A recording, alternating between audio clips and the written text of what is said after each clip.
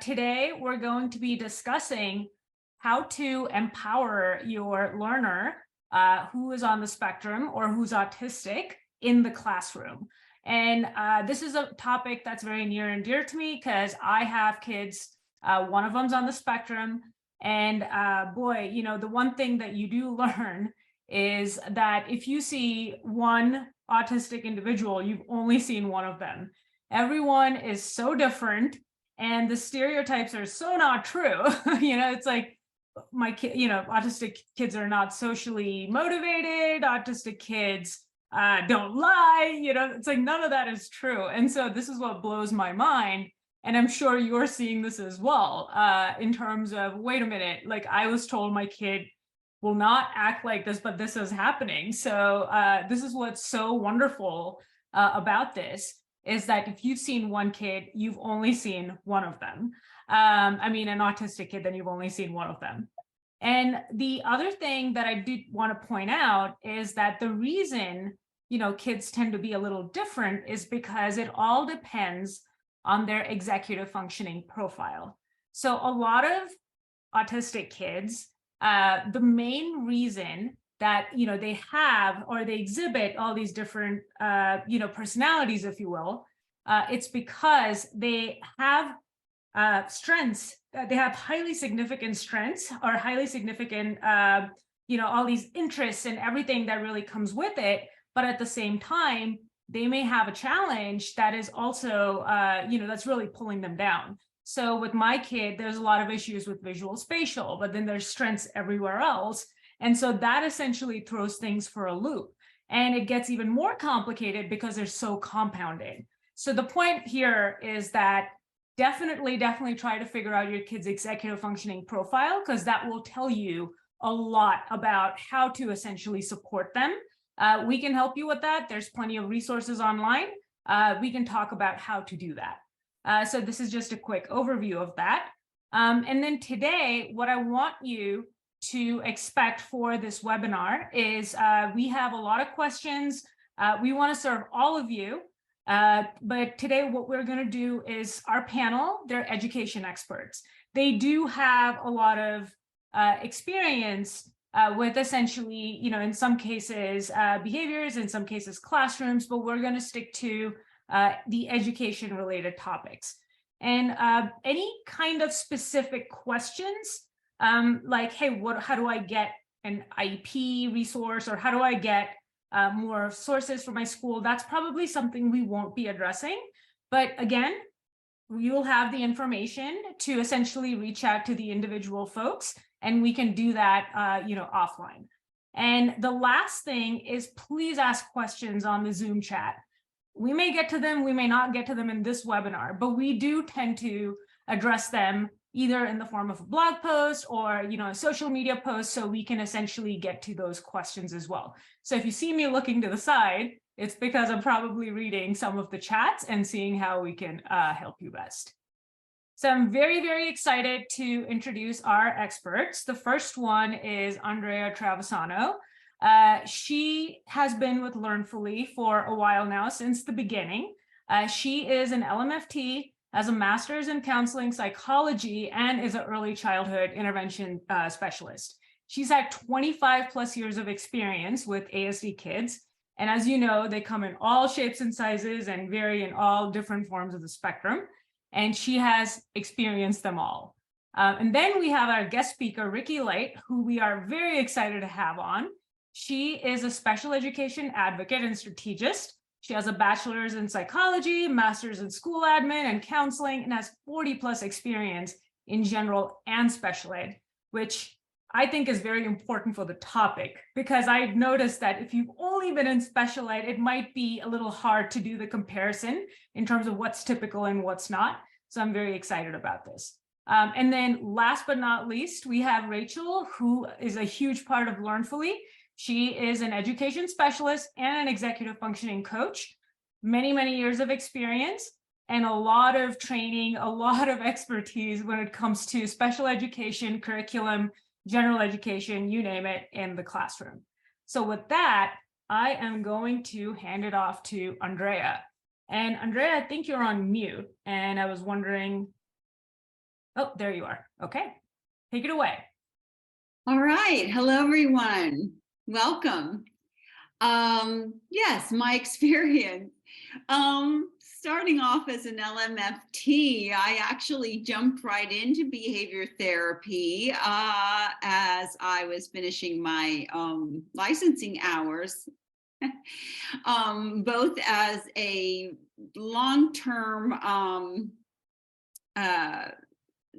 passion for neurodiverse children, specifically children with brain injuries and children with ASD in Special Olympics. Then as I was getting licensed, I ended up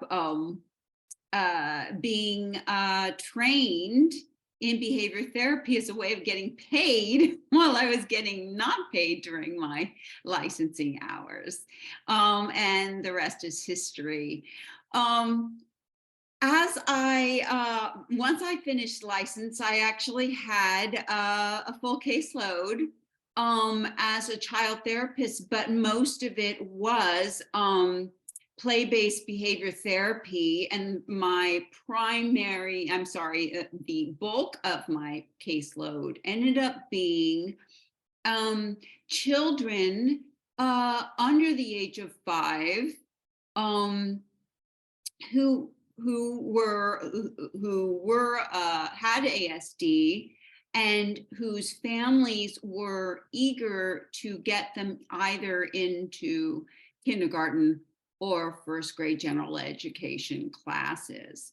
Actually really worked very hard to really campaign for collaboration, made it very, very important, and this goes along with the last point, is to make sure that my impact, my sense of what I do was a small piece of the pie. And that the only way this child and the family could move into, with all of my conviction and all of my hope, into a general ed classroom was through the collaboration of the family, the teacher, the occupational therapist, the speech therapist, additional therapies that fit so well with the child and myself. And for all of us to be in complete collaboration and err on the sense of the child as an individual and not as a cookie cutter input-output type of intervention. I love that. Thank you so much for saying that. And I guess that goes into, what I want you to know as well. Andrea has worked with my kid as well. So I really, and I relied a lot on her. So this is great. Ricki, why don't you go ahead? Hi, I'm Ricki, and I'm absolutely honored to be a member of this panel. So thank you for taking time out of your busy days to listen to me. I, as it's been said, have had 40 plus years of experience in the field of special education, general education, and advocacy. And I have been affiliated with the Melmid Center, which is a developmental pediatric center, for over 23 years. I've conducted professional development trainings for staff, students. I've done it nationally and internationally, and just feel like I've had a lot of experience in the area of education and have watched the evolution of education through the years. My impact is that I really listen and hear what parents are saying.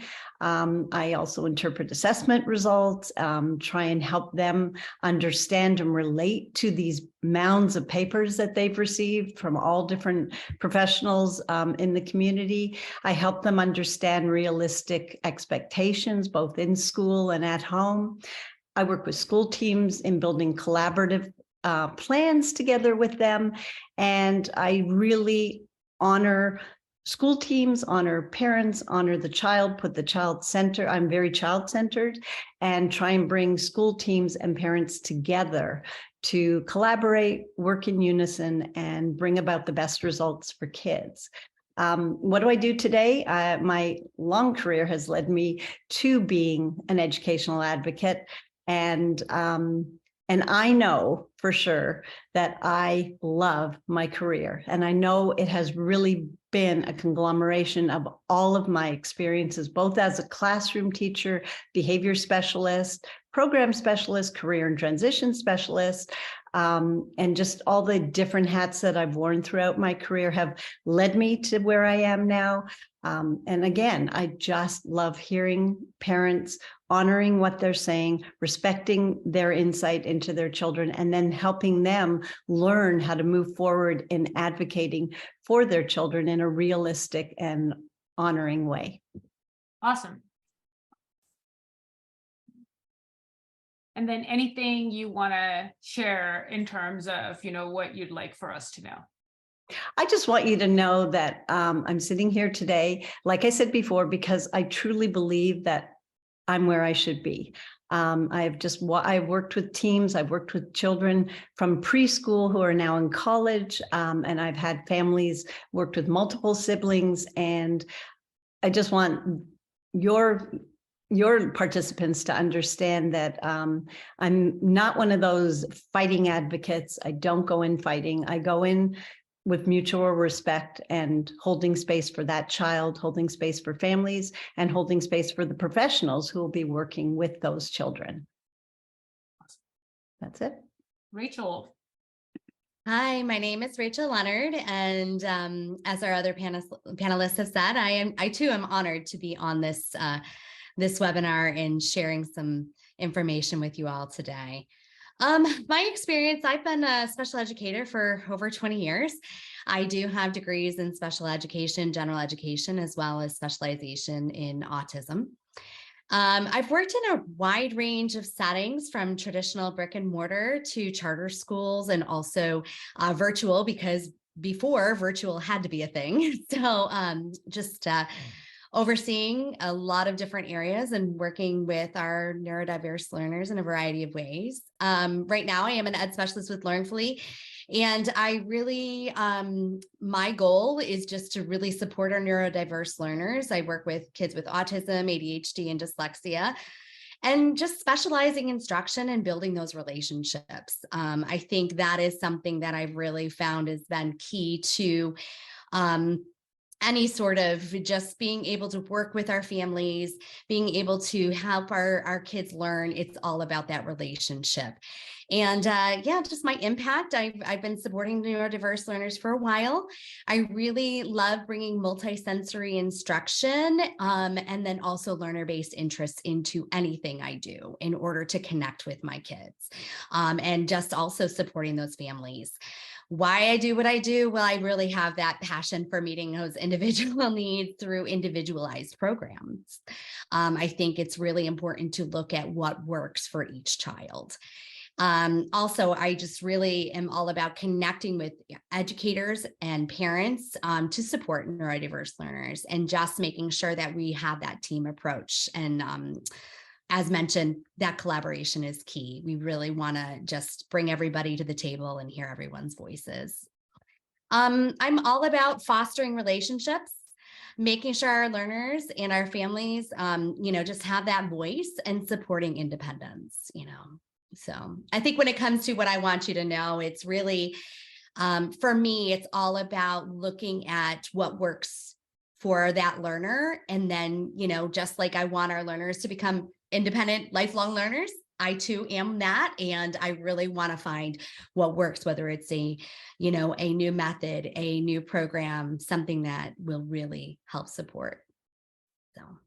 Awesome. Thank you so much. And fully agree that, in fact, I think it was Henry Winkler. I know it's a very cheesy person to quote, but he's dyslexic. And he had a quote that I heard yesterday that said, "How you learn does not define how brilliant you are." And so, we are here to just kind of let you know that it's just different. They learn differently, they process information differently, and then they absorb information differently.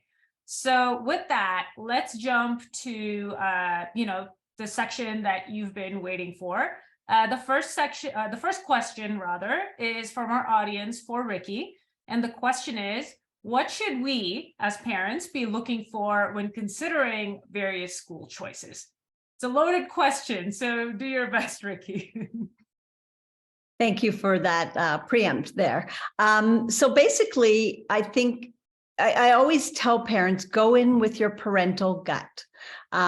If you walk in the school and you feel something positive or negative, explore it further. So number one is you should meet with administration. If they have a positive, accepting attitude, kind of a can-do mindset and a welcoming demeanor, I'm hoping they set the tone for the rest of the school.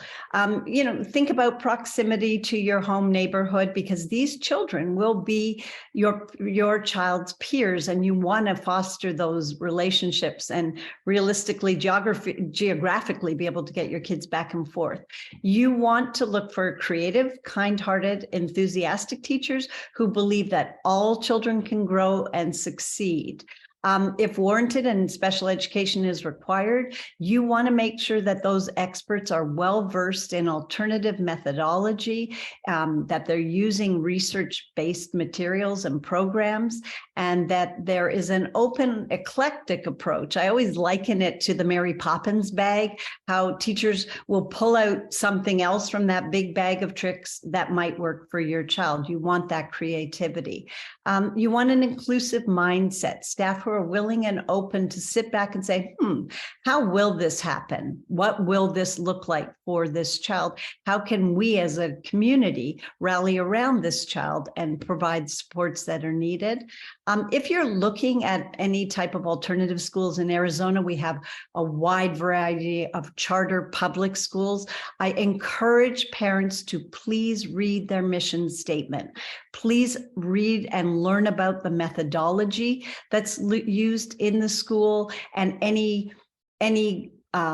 rules or thoughts around that. So if you're looking at a STEAM school or a STEM school, if your child is not interested in engineering, mathematics, technology, that may not be a good fit. If it's a classic school that teaches classics and that's not where your child is, and so on. If they use Socratic method, but your child does not really do well in dialogue, if they work a lot in collaborative small groups, and that's something that might be difficult for your child. I'm not saying it can't work and they can't learn. I'm just saying really look for the fit. And I'll give you a quick example. Once I had a client whose child hated to wear colored t-shirts, but the school policy was everyone had to wear a colored t-shirt. And while we could get that as an accommodation, that child didn't have to wear a colored t-shirt, you can imagine walking through a stream of children where everyone's wearing that uniform except for your child. So really think about that. If you can and are able, visit the school, get a feeling for it, look at who else is there. Would your child fit in? Could your child fit in? And just really look at how do they address any kind of social communication problems, social problem solving, reading, writing, math, written expression, reading comprehension, and do they have a plan for addressing executive functioning skills? Also, you want to make sure that they have positive behavior supports. And how will that be implemented? What does that look like? Where is the flexibility in the program? And how accessible are staff to you? What will be the mode of communication? How often will that occur? And basically, what can you expect from the staff? I think that's a pretty exhaustive list. There's probably 20 other things, but I hope that those are at least a launching pad for you. Agreed. I think one important thing I would like to add as a parent when I was looking, for my kids is I wanted to see not just the classroom supports, but also the recess supports, because, socialization is so important. And that's the time, when they start to like walk in circles or, probably feel awkward or feel overwhelmed, right? Because it's so crowded. So I think one question I would definitely also ask is, what supports do you have during recess? And if it's a generic answer like, oh, we have aides or we have teachers and, they're just often talking to each other, then that's probably, if this is an important topic for you, then that's definitely something that I would look into. And I'll just add one more thing, professional development. How are their staff trained and who on staff is trained? Is it only teachers? Is it paras? Is it even people, working in the cafeteria? Who gets access to that training and how is that implemented? Agreed. Awesome. Thank you very much. I know there's a lot of points in there, but hopefully you found the ones that work for you. All right. Our next question is for Andrea. So Andrea, the question is, how do I figure out what supports my child needs most at home or at school? I often tell the families, please target 2 things at once. So if you have 2 things that your child is really, really struggling with, bathing and homework. And those are 2 at home. Let's say those turn into at school, putting their desk, keeping their desk in order, and then showing their work or all of their work at school. So those are 2 similar executive functioning things that they're struggling with or they're unwilling to do. Those 2 can both be 2 priorities that can be communicated to your child. And once they are at a level where they are self-motivated and they are working off praise, you can move down up to your next priority. But one of your own gauges is this turning into a power struggle? And are we doing this on a regular basis? Yeah. Is this coming back to you from school on a regular basis? And is this frustrating the teacher and interfering with his or her classroom behavior or learning? Those are your priorities. That's how you gauge. And again, it can't be 3, it can't be 4, it can't be 5. You want to really target 1 or 2 at a time. I agree with that. I think picking the 1 or 2 are very hard, especially if you want them to, like work on everything.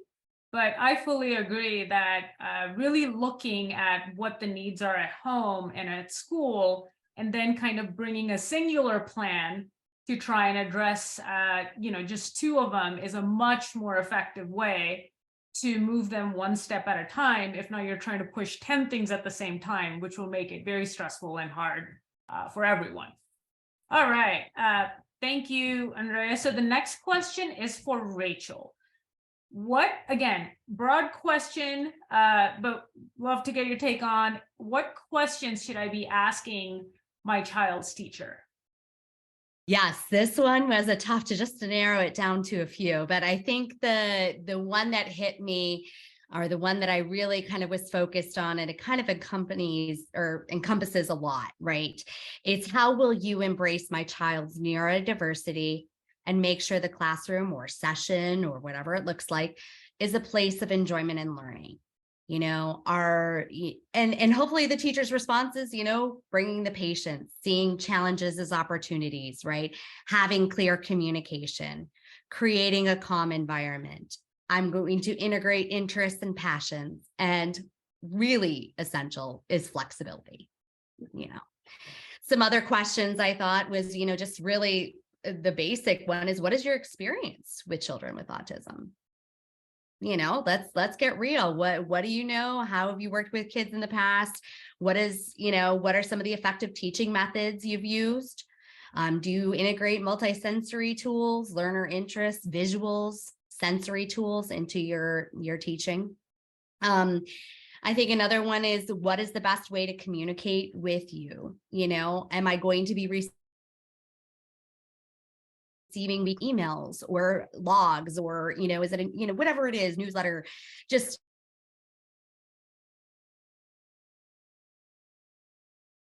Oh, looks like we lost her.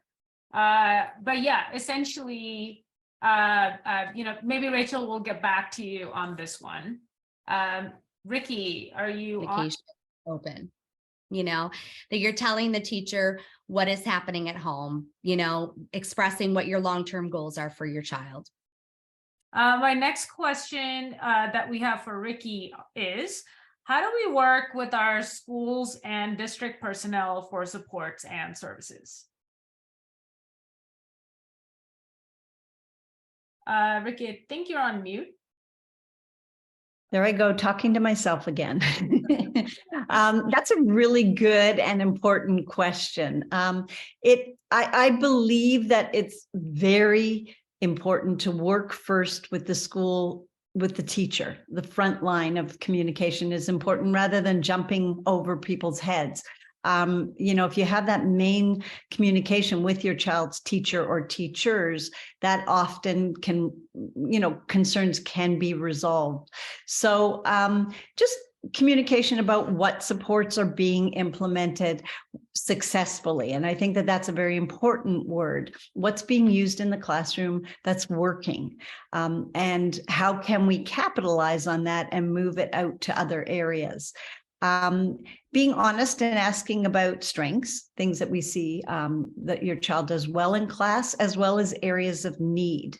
And then trying to work together with that person on trying to develop some positive strategies that will definitely be implemented and implemented regularly and with fidelity. So in other words, really trying to make sure that you don't just try it once and say, oh, it didn't work, that those things go on. If there is really a concern and you think that your child might need additional support, either special education and a 504 accommodation plan, or just some general strategies to be tried in the class, you might want to ask for the entire team to come together in either a formalized way by asking for a review of existing data meeting, or asking in writing, by the way, for the team to convene. And at that point, you can also, when you're writing that letter to request that, and it should be in writing, you state why and what your concerns are and what you'd like to see discussed at the meeting. And then also just trying to keep ahead of data, making sure that specific information is being recorded if there are areas of concerns, requesting observations in the area of need. And I also say, do an observation. Let's say your child's doing well in one class or one subject, have an observation done there too. What's working? Is it, do they see different methodology? Is it just subject relevant? Is it just related to interests? And how can we capitalize on that? Just quickly tell you that when I go in to do observations, sometimes, it's a child who might be struggling behaviorally or socially. And sometimes I just see a great experience happening. And I won't ever make the teacher say anything to me, but I'll say, was there anything possibly that you were doing today that you might not do regularly? And that was being done because I was in the class. You don't have to tell me what it was, but try doing it again when I'm not here and see if that's successful. Please make sure that if you have any conversations, hallway conversations, phone conversations with anybody in school, and something is said or appropriate or inappropriate, that you follow it up with a letter just to make sure that you clarify your understanding of what was said. I've had times when principals have allegedly said that we have nothing here in the school that can meet your child's needs. And I will then advise the parents to please write, I just want to clarify that when we talked today in the hallway, you said that there's nothing that the school can do to meet, his or her needs. Is this in fact reality? Just want to clarify. You will quickly get letters verifying that, oh, we didn't mean that, and let's convene a meeting and things like that. If necessary, if there's questions about services that are being provided, then ask for logs to be kept. Who is the child seeing when? What was worked on? It doesn't have to be really specific, but as far as time and who connected and where, that is important. And just ensure that if your child has an IEP and if there are things that you want in that IEP or your comments, there is a parental comment section in the IEP. Write out your statement. It can be complimentary. It can also say, your desire, your hopes and dreams, or what you would like to see happen. And send that in, because that will be and should be included in the IEP. And lastly, for you, just keep a binder, either a real paper binder or a virtual binder of any materials that you receive. Sorry about that. Actually, I was looking at a really interesting question, Ricki, and I figured this is something that's an add-on. is that what do you do when the district is unable to provide the resources? So this might be, it might be, you know, it might go either way in the sense that what if they have the resources and they're not providing it, which I think you addressed, but what if you've determined that they don't have the resources, then what do you do at that point? Okay, so that it's very data driven. So if the school district says, or you believe they don't have the resources, you need to make sure that they're keeping data to show that your child is not making progress, to show that they are trying to meet his or her needs and it's not working. So you do need that backup data. And then that would mean, you know, districts are able to fund outside placements if those are more appropriate and if they truly do not have a program. So again, it's not cookie cutter. You know, we have this program, now we're going to fit this square peg into this round hole. It's here are the child's strengths and needs. Will that program, or can that program, or how can that program appropriately meet those needs? And if the answer is no, and there might be a better program, then the team has to decide on an alternative placement. And if the district makes the placement, they're then going to be responsible for the placement, which means meeting annually, coming up with exit goals if that's necessary. And there's a whole process for that too, but it's not impossible. And there's been situations where we've had to do that. Yeah, no, it's a battle for sure, especially in the Bay Area, which is where we moved from, because, you know, COVID has essentially exposed a lot of this. So there's a lot of demand. So at some point, you know, when my kid was in public school, you know, if you can afford this, we just had to tell ourselves, okay, we're not going to get something from here. So let's try and see how we can compensate for it outside of here and then look for other options. So, but those are really good points in terms of how to get it from the school. And just in the state of Arizona, the Arizona Department of Education will actually provide parents with the funding that they would have provided to the school. And that funding can be used to fund a program. Parents will quickly learn that outside private programs sometimes far exceed the amount of, you know, the minimal amount parents will get, but depending on what is noted on the IEP, the funding can be more. So there are alternatives to look at. It's just, you know, you kind of phrased it as going through the school district, and that is one way to try. Yeah. No, agreed. I think we should all move to Arizona because they have a universal program now. In case you're wondering what Ricki's talking about, they have a program called ESA, where if you have a neurodivergent kid and you don't want to use public school resources, you automatically get, you know, a check of so many dollars to use for services or for schooling or whatever you need. Well, it's not as simple as that. And it's very specific on how you can use the funding. And it is dispersed, you know, quarterly. And there are very strict rules about how to use it. And by the way, it's universal now. Any child in Arizona who has attended an Arizona public school can gain access to the funds. However, it's an alternative to public schooling. So you cannot use those funds in conjunction with your child using any services from any public or charter school, publicly charter school. Yeah. Thank you. Apologies for the little detour, but just wanted everyone to know that amazing resource.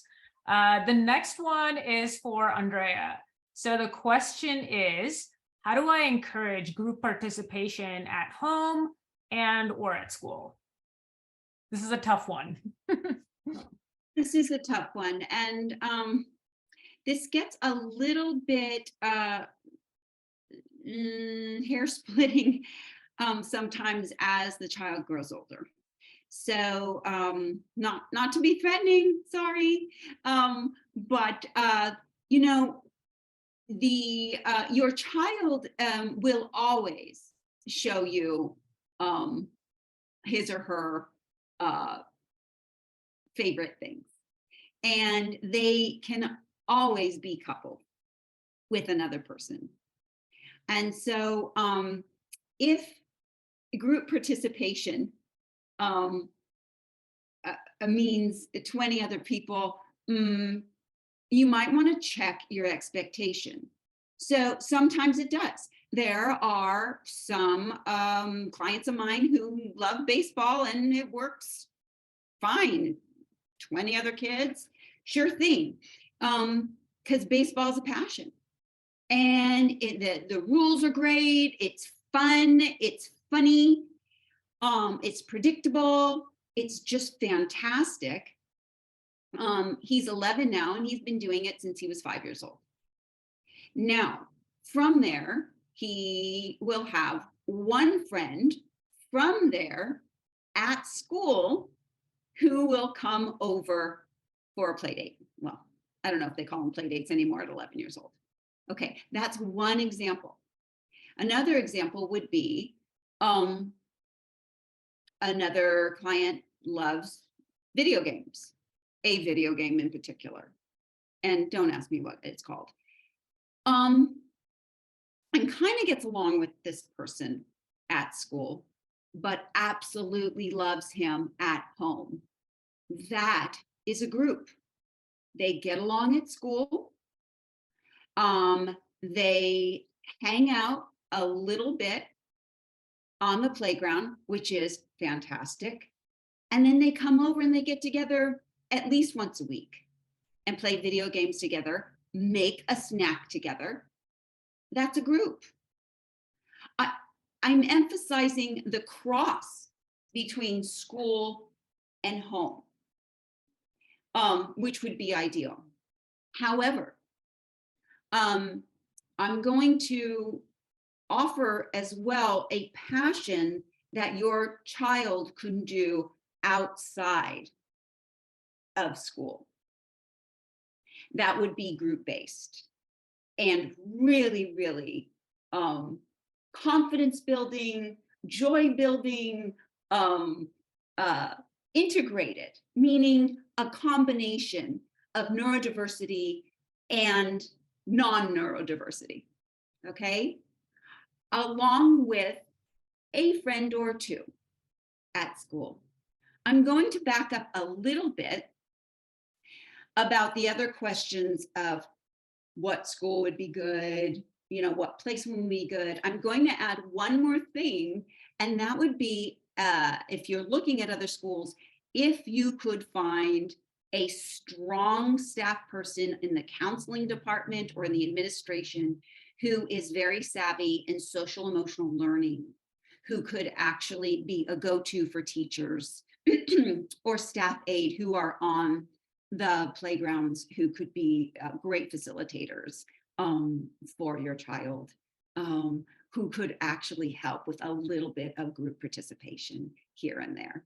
So you can have a little bit of advocacy if it's not all group participation at school, and your child could actually have group participation if it's mainly outside of school. So you could have a win-win situation in different types of scenarios.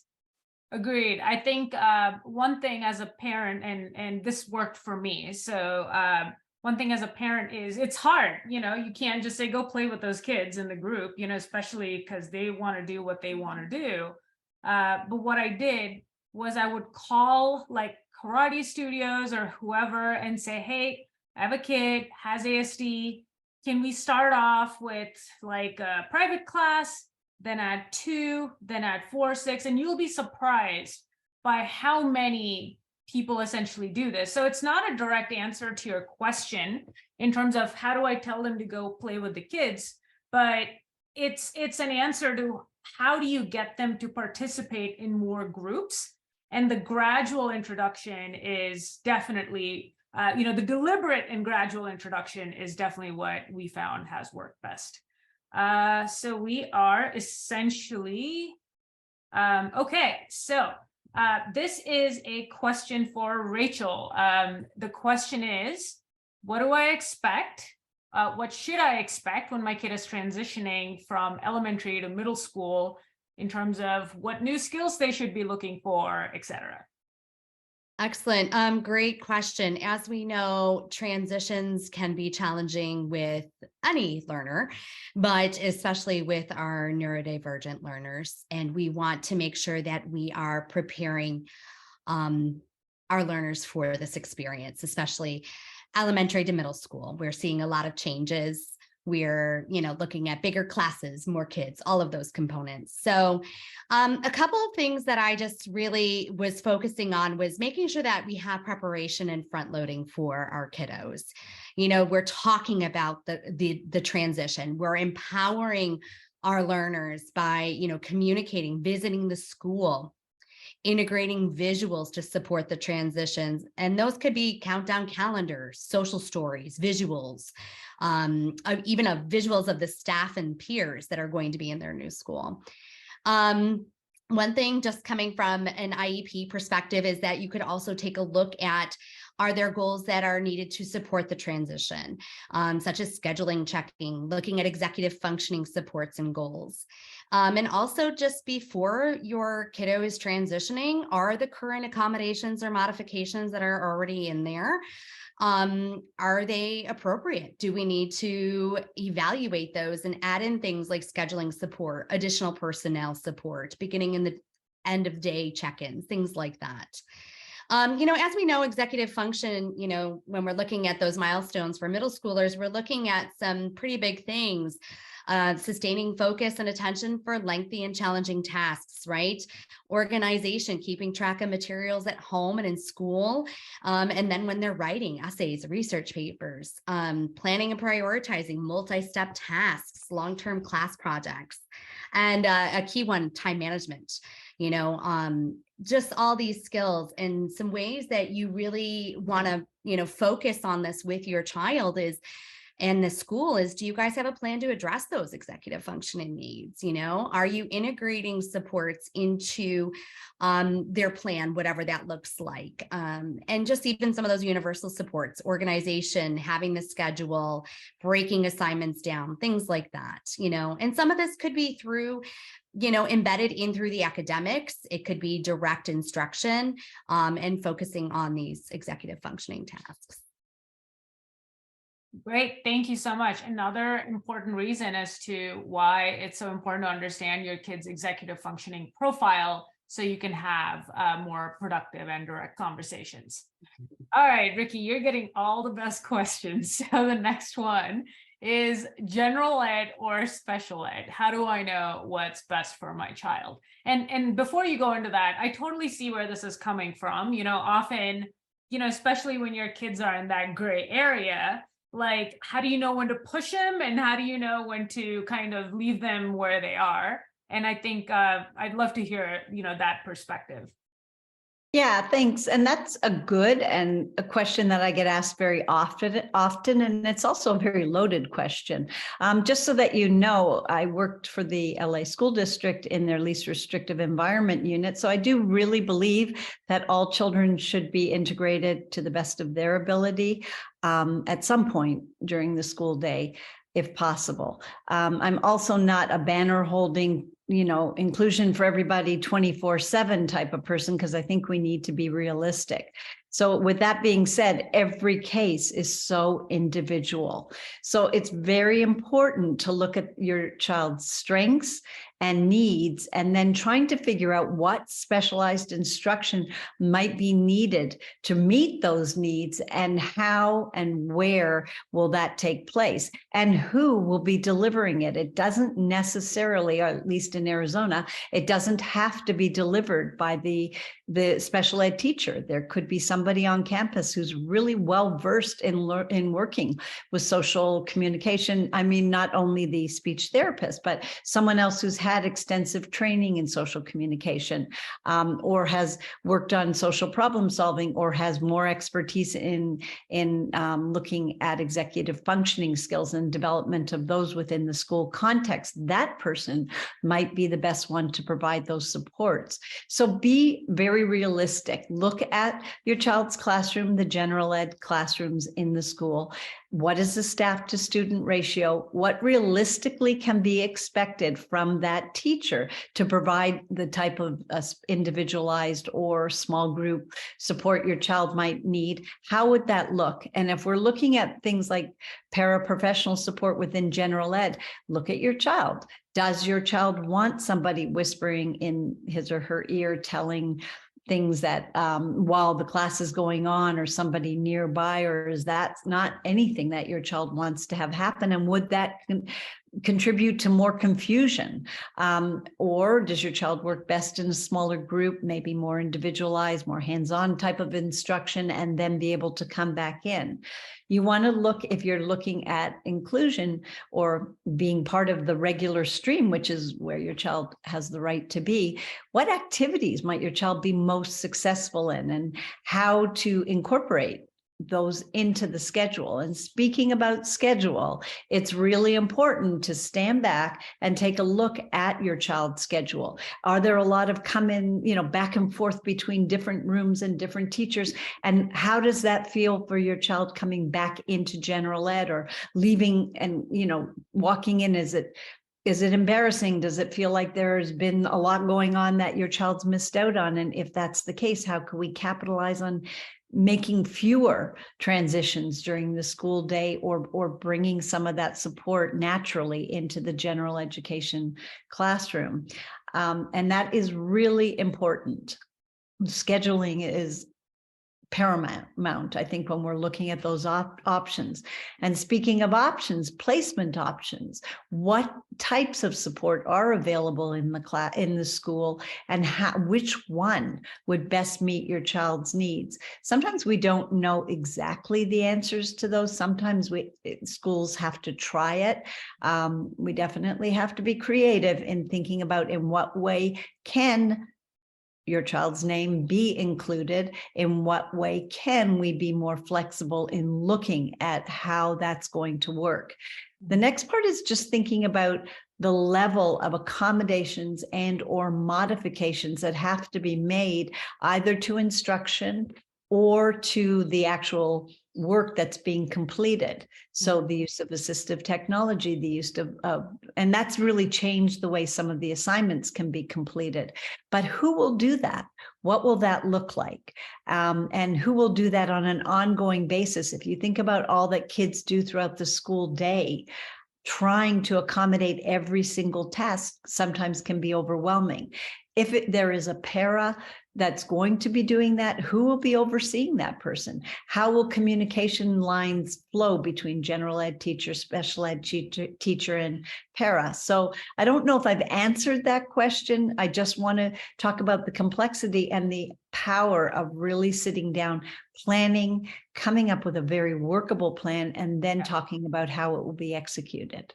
I think you've answered it. I think it's not so black and white is your answer, right? And to be honest, my goal, like for my kid when he was younger, was if he gets into gen ed, it's a win. If he gets into gen ed, it's a win. But now I'm not so sure if that's the right goal, because when he got into gen ed, it was such a different experience. It actually kind of brought him down. And so we were like, why am I pushing him? Like, he was actually happy. He was doing great. So I think you're right. There are push-ins, there's pull-outs, there's many ways to do this, but also ask the right questions and, don't be embarrassed. Like, don't feel like, oh my God, I don't want to make the teacher's life more difficult because they're now in gen ed. You kind of will probably want to blend, but I would highly encourage you to not do that. Because what might end up happening is, our kiddos are not the best at talking in terms of what goes on in their day. And by the time, you realize that something's happening in the classroom, it's too late. So this is definitely something that I've learned to not, put an emphasis on gen ed as much as is he or she happy. All right, so we are really running out of time. So maybe, Andrea, would you mind in 1 minute telling us what skills can I front load for my middle schooler who's going into high school next year? Go. Yeah, okay. The skills I think would be most important is, I think accommodation. So naming what is it that you really, really need to be understood that is a struggle for you, that need to be accommodated or understood, okay? a real go-to person or persons. All of this transition, yeah, got it. It needs to be, and I know there are a lot of participants out there who are saying, look, my kid is not a visual person. They hate visual schedules. You know, that's bygone by 10 years ago, that kind of thing. Your kid is going to tell you what they need. Your the staff, the faculty is going to need to know what works and what doesn't work. The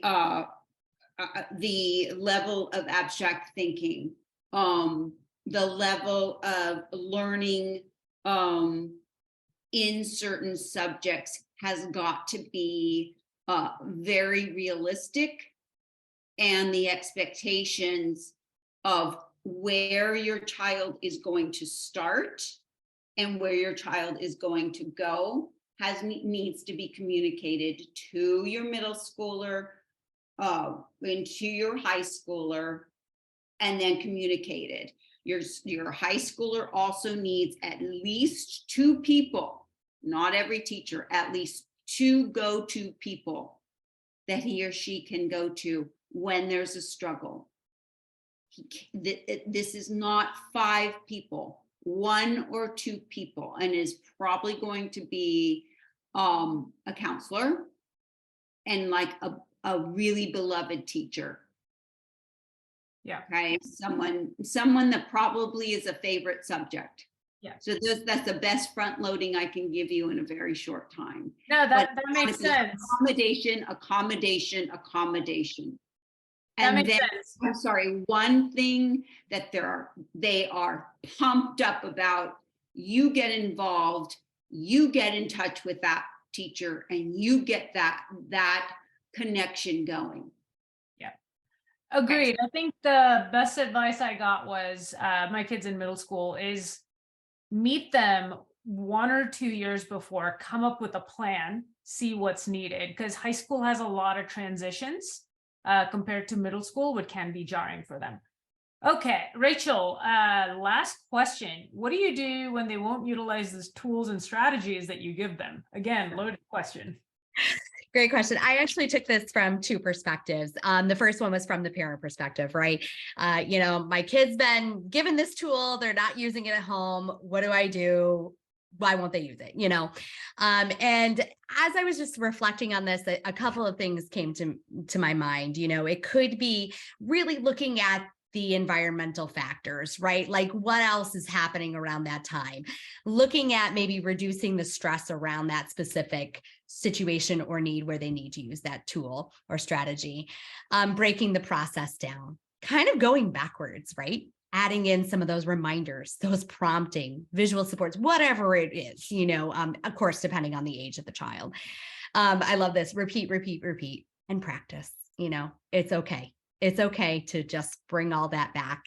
And then also just really reflecting with your child, maybe the why behind it. I know sometimes it's really hard to articulate and for the child to articulate, but just having that conversation, sparking it, and I always, even my own kids, I'll be like, okay, well, I just want you to think about what's triggering that, and we'll come back to it in a couple of days, and then just to have that conversation about why that tool might not be used.